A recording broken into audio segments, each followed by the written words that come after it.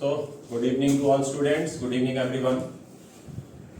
सो आज बेटा हम 7.5 एक्सरसाइज एनसीईआरटी की स्टार्ट करने जा रहे हैं इंटीग्रेशन पार्ट की। ये इसका नाम है बेटा इंटीग्रेशन बाय पार्शियल फ्रैक्शन। बेटा याद रखना, इंटीग्रेशन के अंदर पार्शियल फ्रैक्शन लगता जरूर है पर ये उसका हिस्सा नहीं है। कहने का मतलब क्या है मैं अभी समझा दूंगा सारा कुछ आपको। पार्शियल फ्रैक्शन के कुछ रूल्स हैं, उनको हमने फॉलो करना है, ठीक है जी। और उसके बाद उसको कैसे स्टेप बाय स्टेप सॉल्व करना है वो सारा का सारा अब हम एग्जांपल्स के थ्रू समझेंगे। पहले हम उन रूल्स को डिटेल में अच्छी तरह से इनको समझेंगे कि कहां अप्लाई करना है और कहां अप्लाई नहीं करना है। ये सारा कुछ हम अभी करेंगे। पार्शियल फ्रैक्शन बेटा ये इंटीग्रेशन वाला टॉपिक है भी और नहीं भी, क्योंकि कुछ सम्स हैं जो पार्शियल फ्रैक्शन की हेल्प से सॉल्व होते हैं, सिर्फ उसकी हेल्प लेनी है हमने। बट पार्शियल फ्रैक्शन एक डिफरेंट टॉपिक है, इसका इंटीग्रेशन से दूर दूर तक कोई रिलेशन नहीं है। सिर्फ इंटीग्रेशन का यूज कहां होगा, यहां पर जहां पर हमने फैक्टर्स बनाने हैं और उन फैक्टर्स को हमने अलग अलग करना है। वो कैसे करने हैं, फैक्टर्स कैसे बनाने हैं और कैसे अलग अलग करना है वो आपको बताया जाएगा। पार्शियल फ्रैक्शन का मतलब ही अलग अलग करना होता है, उनको अलग अलग कैसे किया जाता है, पहली बात। दूसरी बात, कुछ रूल्स बताने जा रहा हूं, वो रूल्स आपने ध्यान से ऑब्जर्व करने हैं, चाहे तो अपने कॉपी में लिख लीजिए। ये बहुत इंपॉर्टेंट रूल्स हैं, किसी बुक में नहीं दिए हुए हैं। सबसे पहला रूल है, सबसे पहला रूल, ये रूल तो बेटा बुक में दिया हुआ है पर इसके साथ ये रूल कहां पर अप्लाई करना है। P x plus q upon x minus a x minus b is equals to a upon x minus a plus b upon x minus b. मैंने आपको पहले ही कहा था कि अलग अलग करना है, मैंने इनको अलग अलग कर दिया। ये सम की शुरुआत ऐसे ही होगी, a upon x minus a and b upon x minus b. ये कोई जरूरी नहीं है कि यहां पर a है तो यहां पर a आएगा, इन दोनों का आपस में कोई रिलेशन नहीं होगा। इसका और इसका कोई रिलेशन नहीं है, इसका और इसका कोई रिलेशन नहीं है। सबसे पहली बात, सबसे पहली बात क्या है जो मैंने बताई, ये तो ठीक है। डिग्री जो बेटा मैंने ये 5 फॉर्मूलाज बताने जा रहा हूं, इसमें सबसे पहली बात जो है, degree of numerator, degree of numerator is always less then, ये बात बेटा कहीं पर भी बुक में नहीं लिखी हुई है, less than the degree of denominator. इस बात की बात कर रहा हूं, इसकी बात नहीं मैंने की थी कि ये चीज बुक में नहीं लिखी हुई, ये चीज बुक में लिखी हुई है पर ये चीज नहीं लिखी हुई है। Degree of numerator is always less than degree of denominator. बेटा ये रूल, ये जो रूल मैं 5 के 5 लिखने जा रहा हूं, ये रूल कहां अप्लाई होंगे, जब ये चीज लिखी होगी। सबसे पहली बात ये समझ लीजिए कि जब ये चीज एप्लीकेबल होगी तभी हमने अप्लाई करना है। अब आप कहोगे जी डिग्री बराबर नहीं आ सकती, डिग्री बराबर आ सकती है, इसमें डिग्री बराबर भी आ सकती है पर उसका रूल अलग है करने का। अब आप पूछोगे डिग्री ज्यादा भी आएगी, उसका रूल भी अलग है। उसके बारे में हम सिर्फ सम्स में डिस्कस करेंगे, यहां पर डिस्कशन नहीं हो सकती उस चीज की। क्लियर होगी बात ये पहली। दूसरी बात, पार्शियल फ्रैक्शन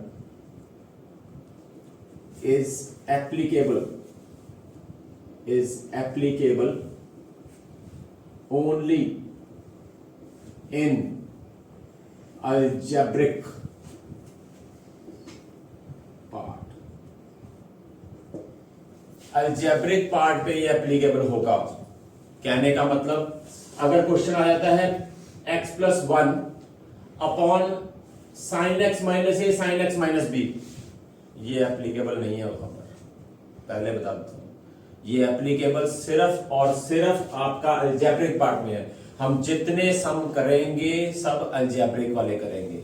अब क्वेश्चन ये उठता है क्या इसमें साइन कॉस नहीं आ सकते? आएंगे, इसमें भी आएंगे। अभी मैं कह रहा हूं कि अप्लाई नहीं हो सकता, होगा।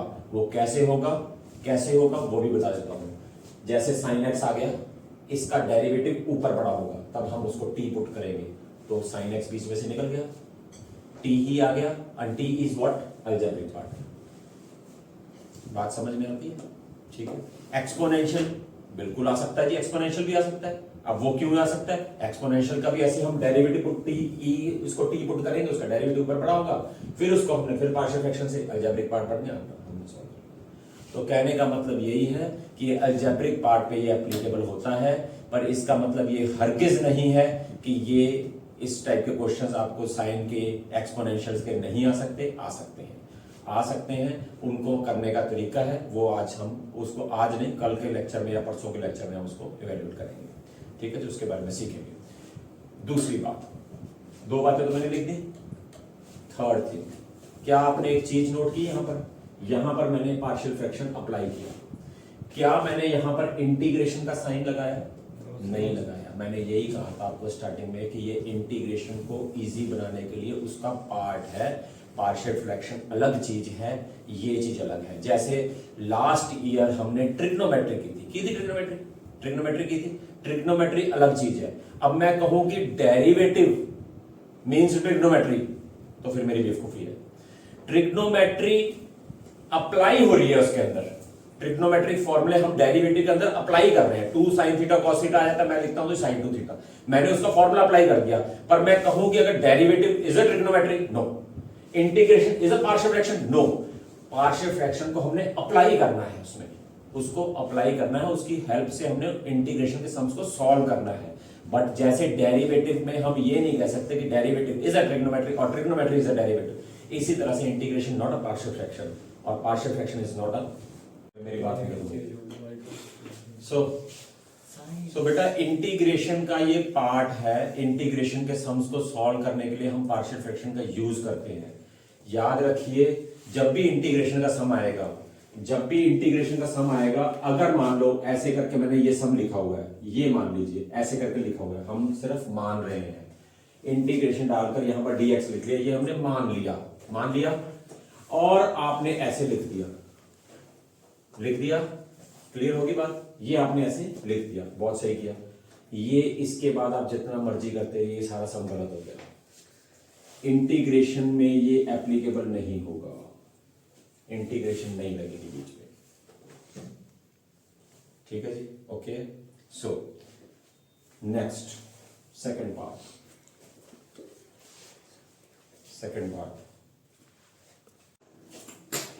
सर एक रूल और बेटा, ऑलवेज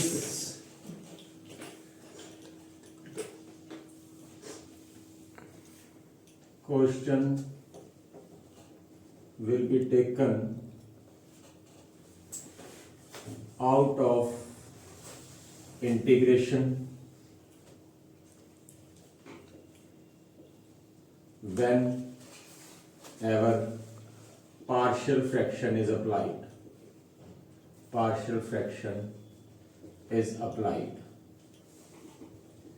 जब हम पार्शियल फ्रैक्शन को अप्लाई करेंगे, क्वेश्चन के बाहर इंटीग्रेशन को लाकर उसको सॉल्व करना है। ये बात ध्यान रखनी है। 3 मेजर पॉइंट्स हैं, अपनी कॉपी में नोट करना है, कर लीजिए, बुक में कहीं नहीं लिखे हुए। Next format px plus Q. अब यहां पर मैं एक और बात बता दूं, यहां पर सम शुरू करने से पहले, रूल शुरू करने से पहले, यहां पर px प्लस क्यू लिख दिया, यहां पर x minus a x minus b। हमको ये नजर आ रहा है कि इसकी डिग्री जो है, न्यूमरेटर की डिग्री जो है डिनोमिनेटर से कम है। अब स्टूडेंट का क्वेश्चन यहां पर कंफ्यूजन वाला स्टार्ट हो जाता है, आएगा आपके पास, वो तो इंटीग्रेशन लगा हुआ ही आएगा ना, आपके पास ऐसे इसको कहेंगे इंटीग्रेट दिस, तो आप इंटीग्रेशन तो लगाओगे ना। उसके बाद नेक्स्ट स्टेप में ये करना है आपने, इंटीग्रेशन के बाहर निकालना, ये बता रहा हूं मैं। सो यहां पर बेटा मैं कह रहा था कि क्वेश्चन डाउट यहां से स्टार्ट होता है, किसी का भी डाउट क्या स्टार्ट होता है, स्टूडेंट कहता है जी यहां पर आपने x लिख दिया। अब फर्स्ट एग्जांपल ही लीजिए, फर्स्ट एग्जांपल ऐसे दी हुई है उसने x प्लस 1 भी नहीं है, यहां माइनस है ना, तो वहां प्लस है, या x प्लस 2। अब स्टूडेंट का क्वेश्चन यहां पर उठता है कि आपने यहां पर x लिखा था, यहां पर नहीं है। स्टूडेंट ने मेरी बात नहीं पकड़ी जो मैंने पहली बार लिखी थी। क्या लिखा मैंने? Degree of numerator is always less than degree of denominator. Degree कम होनी चाहिए, 1 है कि 0 है उससे आपको कोई मतलब नहीं होना चाहिए।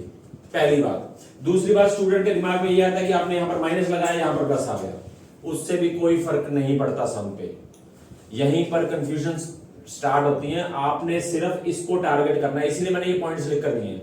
इस चीज को टारगेट करना है। क्या आपके न्यूमरेटर की डिग्री से कम है? हाँ जी कम है, अप्लाई करिए। अगर बराबर है सोचिए, फिर बताएंगे क्या करना है। ज्यादा है फिर भी बताएंगे क्या करना है। ये बात याद रखिए, इस बात की कंफ्यूजन नहीं होनी चाहिए कि यहां पर एक्स वाली टर्म लिख दी गई है, वहां पर हमारे पास एक्स वाली टर्म नहीं आई है, हम क्या करें। तो इसमें कोई दिक्कत वाली बात नहीं है, स्ट्रेट फॉरवर्ड सब। सर ਤੁਸੀਂ क्या नहीं से इंटीग्रेशन से जेड़ा फॉर्मूला दी वास्तव वास्ते लिख दो बच्चे, मैंने फिर वही बात आ गई ना, वही बात फिर कर रहा है ये। मैंने क्या कहा था, it is not a integration, we are taking the help of partial fraction to solve the integration.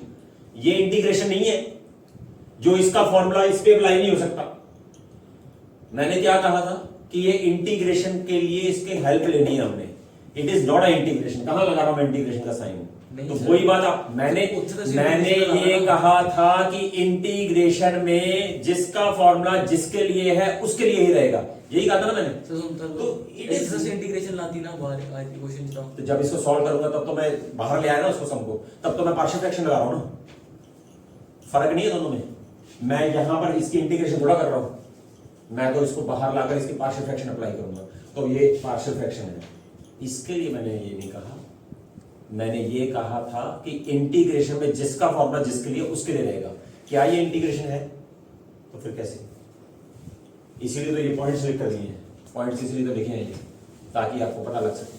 Integration तो बाद करके पार्शियल फ्रैक्शन करनी है, उसके बाद बाद इंटीग्रेशन करनी है, बाद में इंटीग्रेशन होगी। वो कैसे होगी वो बताएंगे, सब कुछ होगा। देखिए जरा पहले next property, x minus a का होल स्क्वायर आ गया। होल स्क्वायर आ गया, a upon x minus A, b upon x minus a का होल स्क्वायर। ये प्रॉपर्टी लगनी है यहां पर। a अपॉन एक्स माइनस ए अकेला आएगा, b upon x minus a का होल स्क्वायर आएगा। ये याद रखना है। अब क्वेश्चन यहां पर एक और उठता है। क्वेश्चन क्या है? क्वेश्चन आ गया बच्चे के पास x square minus 4x plus 4। अब उसने फैक्टर्स बनाए x माइनस 2 और x माइनस 2, ये दो फैक्टर्स बन गए। अब उसने क्या किया, ये वाला फॉर्मूला अप्लाई करने का शुरू कर दिया। फर्स्ट वाला फॉर्मूला गलत हो जाएगा, टोटली रॉन्ग। उसने x माइनस ए का स्क्वायर किया ही नहीं x माइनस 2 का। तो स्क्वायर के समय स्क्वायर का फॉर्मूला लगाना है।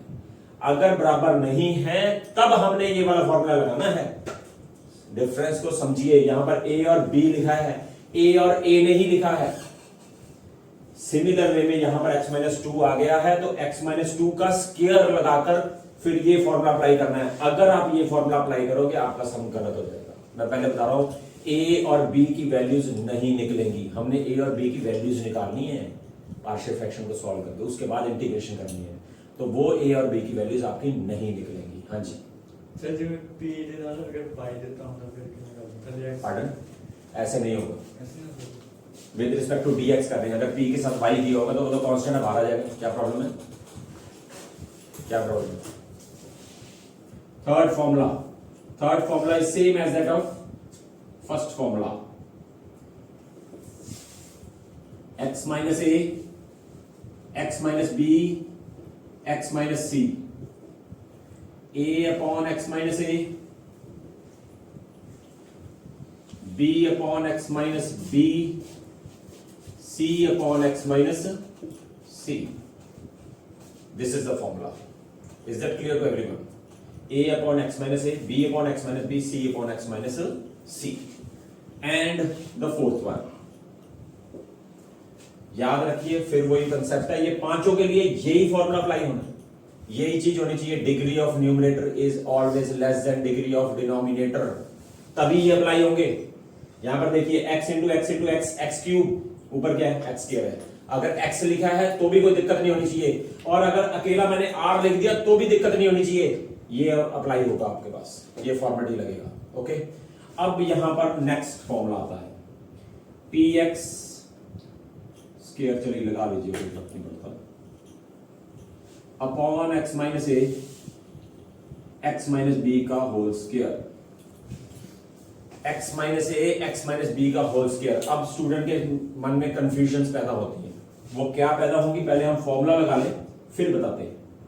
a upon x minus b, sorry a, b upon x minus B, c upon x minus b का होल स्क्वायर, ये वाला फॉर्मूला। अब स्टूडेंट के मन में क्या आ गया, डाउट क्या आ गया, उसने क्या किया, x माइनस 2 का होल स्क्वायर को इधर लिख दिया, x माइनस 1 ने इधर लिख दिया। वो कहेगा जी ये तो बाद में लिख दिया, ये तो बताया ही नहीं गया। आपने फॉर्मेट को समझो, रट्टा नहीं मारना, सिर्फ फॉर्मेट को समझो। इसमें x माइनस ए अलग है, x माइनस बी का स्क्वायर है। वहां पर अगर ये आ जाता है 1 अपॉन, हम 1 ही लेकर चलते हैं, ज्यादा टाइम नहीं है हमारे पास, x माइनस 2 का स्क्वायर x माइनस 1, कोई प्रॉब्लम नहीं होनी चाहिए, कोई प्रॉब्लम नहीं होनी चाहिए। a अपॉन, इसका स्क्वायर का पहले लगा दो, स्क्वायर का कांसेप्ट पहले लगा दो, इसको बाद में लगा दो, प्रॉब्लम कहां है। मगरमच्छ को फिर नींद आई।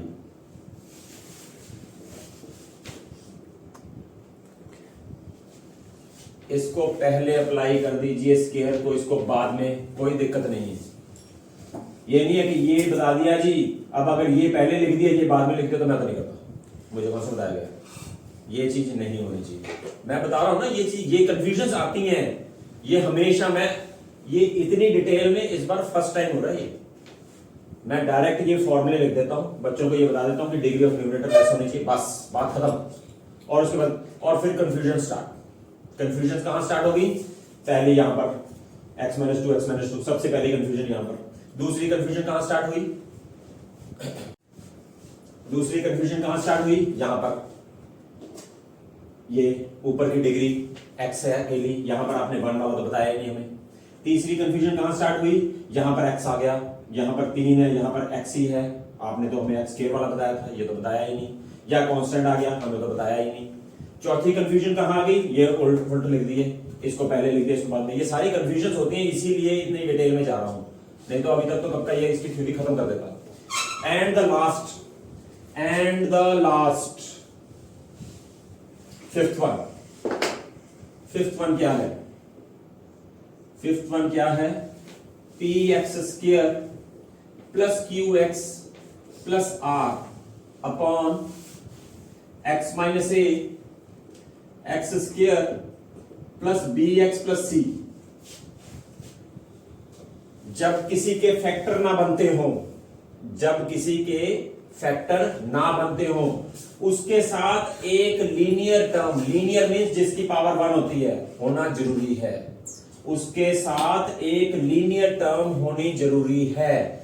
और अब जब ये आ जाता है तो a upon x minus a आ जाएगा, एंड ऊपर लिखना है आपने b x plus c upon x square plus b x plus c. इस c का इस c से कोई रिलेशन नहीं है, मैं पहले बता दूं। इस कैपिटल C का इस स्मॉल c से कंफ्यूज मत हो जाना, दोनों c लिखे हुए हैं, ठीक है जी। तो यहां पर आप यहां पर इसको कॉन्स्टेंट मानना ना, उन्हें m मान लीजिए, कोई दिक्कत नहीं है, कोई दिक्कत नहीं है, कोई प्रॉब्लम नहीं है, कंफ्यूजन नहीं होगी फिर से। समझ आई बात। बट इसका मतलब ये भी नहीं है, आपने ये कह दिया, मैंने ये कहा था कि यहां पर अगर जिसके फैक्टर नहीं बनते उसके साथ लीनियर होना जरूरी है। कई बार क्या हो जाता है, इसके फैक्टर नहीं बनेंगे, ठीक है, यहां पर एक टर्म दे दी जाएगी, उसके भी फैक्टर नहीं बन रहे होंगे, लीनियर तो छोड़ो, वो भी क्वाड्रेटिक दे रखी होगी, उस समय क्या करना है वो सब में बताया जाएगा, ठीक है जी। ये 5 rules as it is follow होने हैं, उसकी रुक जाइए भैया, ठीक है जी। यहां पर टर्म लिख दी मैंने जिसके फैक्टर नहीं बनते, यहां पर टर्म लिख दी जिसके फैक्टर नहीं बनते। एक्स स्क्वायर यहां पर लिखा होगा, यहां पर भी एक्स स्क्वायर लिखा होगा। याद रखिए उस क्वेश्चन में या तो ऊपर 1 होगा या ऊपर एक्स स्क्वायर लिखा होगा। एक्स क्यूब लिखा होगा तो क्या करना वो मैं बाद में बताऊंगा, पर आपने इस चीज को ध्यान रखना है कि अगर क्वाड्रेटिक के साथ लीनियर होगी, क्वाड्रेटिक के साथ लीनियर होगी, तब आपने ये फॉर्मेट अप्लाई करना है। और क्वाड्रेटिक कौन सी, जिसके फैक्टर ना बनते हो। अब आपकी एनसीईआरटी में जो क्वेश्चन दिया हुआ है वो ये दिया हुआ है, x-1 x square minus 5x plus 6। अब स्टूडेंट कहे जी ये देखो ये वाला ये बड़ा है, ये वाला ये बड़ा है, मैं तो ये फॉर्मेट लगाऊंगा, गलत हो गया। इसके फैक्टर बन सकते हैं, हाँ जी बन सकते हैं। x माइनस 2 x माइनस 3 आ जाएंगे, x minus 1 x minus 2 x minus 3, ये वाला फॉर्मेट लगेगा। सर जो दूसरा वाला दिए गलत हो जाएगा, क्यों सर? नहीं है एप्लीकेबल भाई। सर मैं जहां पर फैक्टर्स नहीं बन रहे हैं वहां पर ये एप्लीकेबल है। ਸਰ ਫੈਕਟਰ ਬਣਾਈ ਸਕਦੇ ਆਪਾਂ ਪਲੱਸ ਜਿਹੜਾ ਕਰਦੇ ਨੇ ਵੈਸੇ ਉਹਦਾ ਹਾਫ ਕਰਕੇ वो स्क्वायर कंप्लीट करते थे, हम फैक्टर्स नहीं बनाते थे। X square plus x plus 1, इसके फैक्टर बनाकर दिखाइए, इसके फैक्टर्स बनाकर दिखाइए, बताइए नहीं बन रहे। तो यहां पर ये चीज अगर इसके साथ लीनियर टर्म है, अरे नहीं बनने, जो इतना मर्जी जोर लगा लिया है, नहीं बनने हैं इसके फैक्टर्स ਸਰ ਇਹਦਾ ਹਾਫ ਕਰਕੇ x ਦੀ भैया। वो कंप्लीटिंग द स्क्वायर है, we are talking about split the middle term. ठीक है, गधा गधा होता है, घोड़ा घोड़ा होता है, मगरमच्छ मगरमच्छ होता है, समझा करो बात को। और खुश ऐसे होते हैं जैसे कोलगेट की ऐड कर रहे हो। ये देखो बेशर्मों की दाल गिर गई, कहते हैं घेर घेर खाएंगे। आप इसको इसकी पिक ले लीजिए,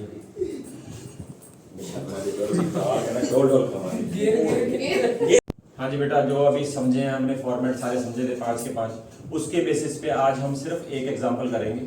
और उसके बाद बेटा इसके 6 टाइप्स के क्वेश्चंस हैं, 6 टाइप्स के क्वेश्चन, 6 एग्जांपल हैं, 6 टाइप के क्वेश्चन हैं। तो हमने 2-2 करके रोज करेंगे, आज एक करेंगे, कल 2 टाइप्स और करेंगे, परसों 2 टाइप्स और करेंगे। इस तरीके से हम इसको एक्सरसाइज को कंप्लीट करेंगे, एकदम से 6 के 6 हमने फॉर्मेट नहीं करेंगे ताकि उसमें कंफ्यूजन हो जाती है। सो फर्स्ट एग्जांपल आज हम करने जा रहे हैं, integration of dx upon x plus 1 x plus 2, जो मैंने आपको बताया। अब ये क्वेश्चन दिया हुआ बेटा, अब पहला क्या करना था, इंटीग्रेशन इसको बाहर निकालना है। तो यहां पर लेट करना पड़ेगा आपको, लेट 1 अपॉन x प्लस 1। बहुत ही ज्यादा याद रखिए, ये अगर आपको फॉर्मेट याद है ना तो ये एक्सरसाइज बहुत ज्यादा आसान है, अगर फॉर्मेट याद है तो। और जिन्होंने इंटीग्रेशन पीछे नहीं कर रखी ना, उनके लिए भी कुछ नहीं है, उनके लिए भी बहुत आसान चीज है, पर करने की इच्छा होनी चाहिए। बस मैं एक बार बताता हूं, जैसे लास्ट एक्सरसाइज थी ना 7.4, बिल्कुल आसान सी एक्सरसाइज थी, उसी तरीके से ये भी एक्सरसाइज बहुत आसान है। सो देखिए ध्यान से, x प्लस 2 लेट किया है a अपॉन x प्लस 1 के इक्वल और b अपॉन x प्लस 2 के इक्वल। तो बेटा यहां तक तो हमने रूल सीखा था, अब हमने कैपिटल A एंड कैपिटल B की वैल्यू निकालनी है। तो how to find the capital value of capital A एंड capital B? x plus 1 x plus 2, आप यहां पर इसका एलसीएम ले लीजिए, x plus 1 x plus 2 and this comes out to be a into x plus 2, ये चीज यहां पर, ये चीज यहां पर, b इंटू एक्स प्लस 1। और अगर ऐसे नहीं करना है, इस डिनोमिनेटर को इससे डिवाइड करिए, ये दोनों कट गए, जो रह गया उसको ऊपर से मल्टीप्लाई, इसको इससे डिवाइड करिए, ये कट गए, जो रह गया उसको ऊपर वाले से मल्टीप्लाई। अब ये x plus 1 into x plus 2 है, ये कैंसिल हो गया। पढ़ने का मूड नहीं है तो जा सकते हैं, बहुत और तरीके से आप रिएक्ट कर रहे हो, थैंक यू। सो अब क्या करना है, हमने कैपिटल A एंड कैपिटल B की वैल्यू निकालनी है। तो कैपिटल A और कैपिटल B की वैल्यू निकालने के लिए सिर्फ एक बात, एट ए टाइम एक चीज को इन दोनों में से 0 पुट करो। x प्लस 1 को मैंने 0 पुट किया, x की वैल्यू कितनी आ गई, -1। यहां से लेकर यहां तक जितने भी x नजर आ रहे हैं सब में -1 भर दो। यहां पर x नजर आ रहा है, नहीं नजर आ रहा, 1 ही रह गया। यहां पर नजर आ रहा है, आ रहा है। और यहां पर x प्लस 1 को तो हमने 0 पुट किया था, तो 0 इंटू b, 2 माइनस 1, a की वैल्यू 1 आ गई। Is that clear? a की वैल्यू आ गई। अब हमने दूसरी वैल्यू को 0 पुट करना है, x प्लस 2 को 0 पुट करिए, x की वैल्यू कितनी आ गई, -2। अब यहां पर सारे में भर दीजिए -2, 1। यहां पर x प्लस 2 को 0 पुट किया, 0 into something is 0। It's very very simple, -2 plus 1, -1, b की वैल्यू कितनी आ गई? -1 -1 आ गई। अब इसके बाद यहां पर पुट करनी है बेटा 1/x+1 x+2। a की वैल्यू हमारी 1 आई थी, b की वैल्यू हमारी -1 आई थी। Is that clear? इसका जब आप एलसीएम लेके सॉल्व करेंगे यही चीज आएगी। ओके, इसको अगर एलसीएम लेके सॉल्व करते हैं तो यही चीज आएगी। अब क्या करना है नेक्स्ट स्टेप में? नेक्स्ट स्टेप में करना है यहां पर आ रहा है integrating both sides,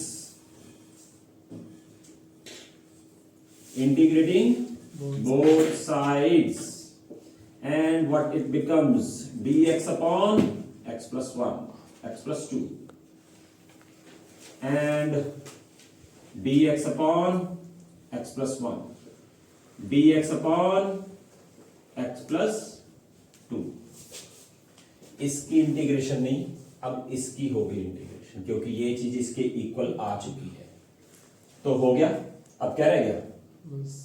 log x+1 minus log x+2 plus c, and last में log x+1 upon x+2 plus c।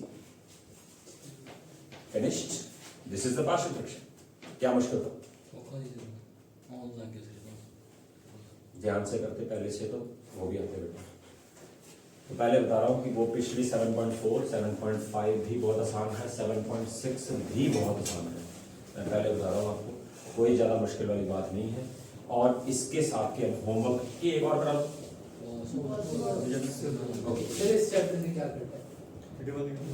सो वीडियो बंद कर। First, second, third, fourth, fifth, एक मिनट।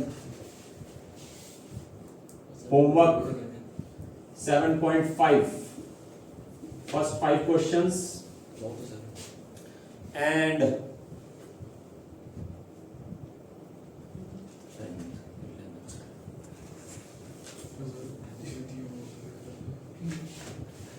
टेंथ एंड 11th, ये 7 क्वेश्चंस आज आपके होमवर्क हैं। मिसलेनियस का फिर कल दे देंगे, क्योंकि डे आफ्टर टुमारो तो फिर आपकी क्लास इवनिंग 6 o'clock की लगेगी। कल एक बारी आपकी क्लास जो है दोपहर को 12:35 लगेगी। तो ये बेटा 7 क्वेश्चन आपके होमवर्क हैं, ध्यान से करिए। इसी फॉर्मेट से होने हैं सारे क्वेश्चन। ये 7 क्वेश्चन सिर्फ इसी फॉर्मेट से होने हैं, किसी और फॉर्मेट से नहीं होने। हाँ, इसके साथ थर्ड फॉर्मेट भी लग सकता है, मैं पहले बता दूं। वो थर्ड और फर्स्ट में कोई फर्क नहीं है, इसीलिए थर्ड भी लग सकता है। और आज की क्लास यहीं ऑफ करते हैं। अगर आपको बेटा कोई भी किसी बच्चे को कोई डाउट है तो कमेंट सेक्शन में डाल दीजिए, वो भी डाउट बीच में करा दिए जाएंगे। और अगर आपको ये वीडियो पसंद आती है तो लाइक, शेयर एंड सब्सक्राइब जरूर करिए। आज की क्लास यहीं ऑफ करते हैं। Thank you very much, have a nice day.